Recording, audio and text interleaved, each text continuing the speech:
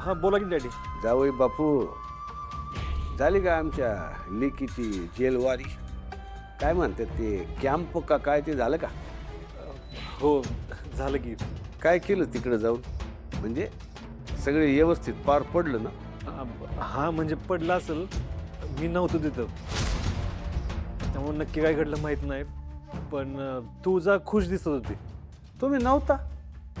काय जावई बापू, आम्ही इथं आमच्या लेकीच्या काळजीपायी दिवसभर अन्न पाण्याला हात लावला नाही. तुम्ही तिला तिकडे जेलमध्ये एकटीला सोडून आला होता. डॅडी अहो आतमध्ये जायची परवानगी नव्हती त्यामुळं.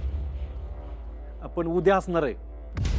तुळजा म्हणत होती ते कसला तरी गुणगौरव का काय तर समारंभ आहे, त्यामुळे उद्या मी आलो तर चाललं असं सांगत होती. आणि तुळजाचा उद्या सत्कार पण होणार आहे, त्यामुळे उद्या आतमध्ये त्याच्याबरोबर असणार आहे मी. चांगले चांगले, साथ सोडू नका आमच्या लेकीची. डॅडी अजिबात सोडणार नाही. ठेवू का? हां छत्री छत्री काय चालले? काय झालं डॅडी? कशात काय न फाटक्यात पाय, पाय कसला गळ्यापर्यंत आले सगळं.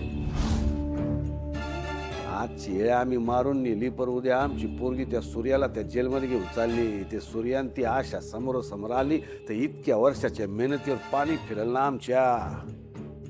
आशा लय चिवट निघाली. इतकी वर्ष आम्ही तिला जेलमध्ये सडवतोय, पण ते लिंगोबाची चावी कशी दिसते ते सांगतच नाही. डॅडी म्हणजे खजिन्याचं कसं व्हायचं? इथं राजाच अडकलाय, खजिना घेऊन काय करतो? उद्या तो सूर्यंती आशा समोरासमोर आली तर खेळ खलास. हे असं होता कामा नये. डॅडी मग त्या दोघांना कसं अडवायचं?